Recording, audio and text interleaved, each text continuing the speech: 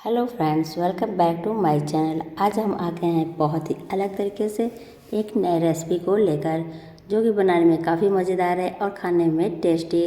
तो चलिए देखते हैं कैसे बनेगा। तो आज शाम का टाइम है और आ गए हैं हमारे यहाँ मेहमान। तो हमको कुछ बनाना था नाश्ता और समझ में नहीं आ रहा था क्या बनाया। तो हमारी नज़र पड़ी इस चावल पर जो दोपहर में बनाए थे। तो हमने सोचा कि चलो इससे एक बनाते हैं मज़ेदार नाश्ता। और काफ़ी कंफ्यूज थे कि यह पसंद आएगा भी नहीं। इसी कन्फ्यूजन के साथ हम बनाना शुरू कर दिए हैं।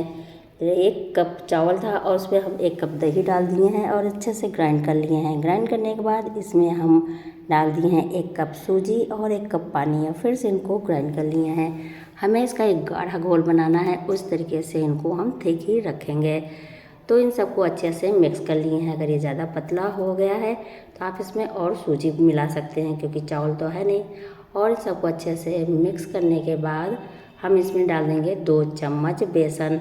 तो इनको भी हम इसमें मिला लेंगे। तो हमारा जो घोल बना है काफ़ी गाढ़ा है, तो बेसन हमारा इसमें आराम से मिक्स हो गया। अगर ज़्यादा थिक हो जाता है तो 2 चम्मच बेसन डालने के बाद आप उसमें 2 चम्मच पानी डालकर अच्छे से मिक्स कर लें।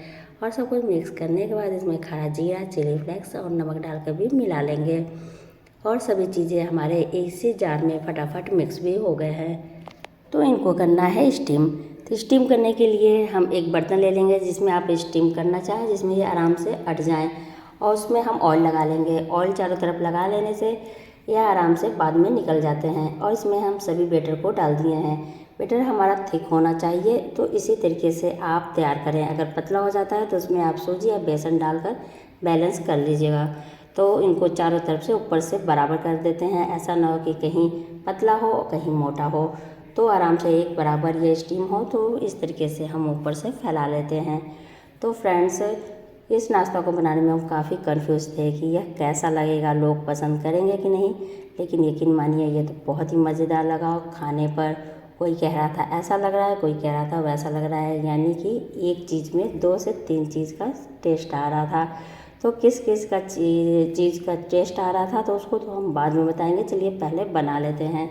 तो इनको स्टीम करना है तो एक बड़ा सा बर्तन लेते हैं, उसमें पानी डालते हैं और स्टैंड रख के हम उस बैटर वाले बर्तन को रख कर ढक दिए हैं और 10 मिनट के लिए धीमे आंच पर एकदम छोड़ देंगे।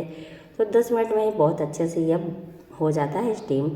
तो उसके साथ हम एक ड्रिंक बना लेते हैं। गर्मी काफ़ी है तो चाय नहीं बनाएंगे, तो ड्रिंक बनाने के लिए हमारे पास आम है।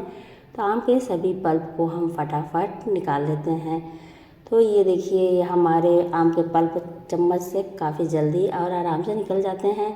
और जो गुठलियों में पल्प लगे हैं उनको चाकू से इस तरीके से निकालते हैं तो बहुत ही आराम से निकल जाते हैं। तो सारे पल्प रेडी हो गए हैं, उनको एक साइड रख देते हैं और ये तब तक स्टीम भी हो गए हैं। तो ये अच्छे तरीके से अंदर से पके हैं कि नहीं, इनको हम चाकू से चेक कर लेते हैं। चाकू हमारा एकदम नीट क्लीन है, यानी ये पक गया है। और इधर हम ड्रिंक को बना लेते हैं। तो ड्रिंक बनाने के लिए इसमें हम डाल देंगे दही। एक मिक्सर जार लेंगे और उसमें हम दही और आम और चीनी डाल देंगे और इनको कर लेंगे अच्छे से ग्राइंड। तो जो स्टीम हो गया था वो एक साइड रख दिए थे ठंडा होने के लिए। जब ये ठंडा हो जाएगा तब इनको हम निकाल लेंगे। तो गर्म में ये निकल नहीं रहे थे, इसलिए इनको ठंडा होने के लिए रख दिए थे। तो जब पंखा में ये ठंडा हो गए तो बहुत ही आराम से पलटने पर निकल गए। अब इनको इसी तरीके से हम सर्व नहीं करेंगे। वैसे ये सिंपल भी काफ़ी टेस्टी लग रहा था और अच्छा लग रहा था, लेकिन हमने सोचा कि इसको चलो और अच्छा टेस्टी बनाते हैं। उसके लिए इनको हम छोटे छोटे टुकड़ों में काट लिए हैं। ये देखिए कितने रवेदार और एकदम फूका ये बने हैं ढोकला की तरह। और ये देखिए खाने में भी काफ़ी टेस्टी है। लेकिन चलिए इनको और टेस्टी बनाने के लिए एक पैन में थोड़ा सा ऑयल डाल देंगे।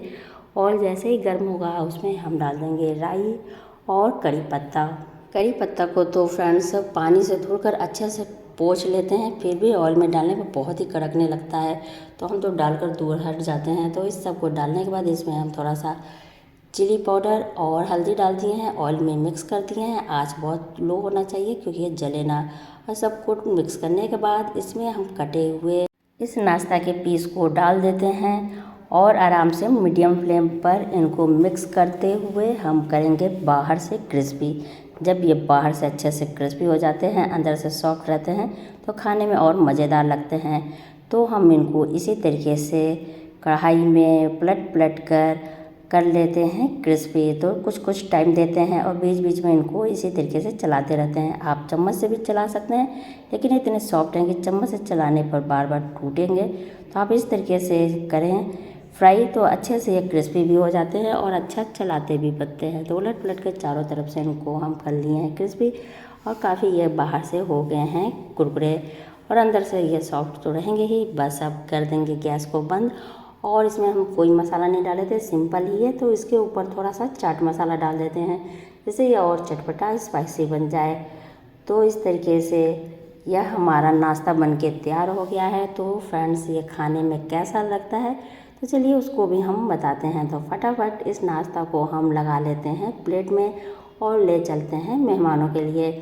तो फ्रेंड्स, खाने वाले कोई कह रहा था ये ढोकला की तरह लग रहा है, कोई कह रहा था इडली की तरह लग रहा है, और कोई कह रहा था कि यह लग रहा है उपमा की तरह। तो ये किस टेस्ट में लग रहा है, तो आप जब बनाएंगे तो आप हमको ज़रूर बताइएगा। लेकिन बना बहुत मज़ेदार और खाने में लगा काफ़ी टेस्टी। तो ये मेहमान के लिए नाश्ता हमारा हो गया है रेडी, और हम गिलास में भर लिए हैं मैंगो लस्सी, और ये मान लीजिए बने हुए चावल का ढोकला और जलेबी। तो चलिए हम अपने मेहमानों के लिए ले चलते हैं, खाते हैं और खिलाते हैं। तो आप भी इंजॉय करें, और इस तरीके से अगर आप नाश्ता एक बार बना लेंगे तो चाहेंगे कि रोज़ 1 कप चावल हमारा बच जाए। और इस तरीके से शाम का टेस्टी और इजी नाश्ता बनाएं और फटाफट इंजॉय करें। अच्छा लगा तो लाइक करें, शेयर करें।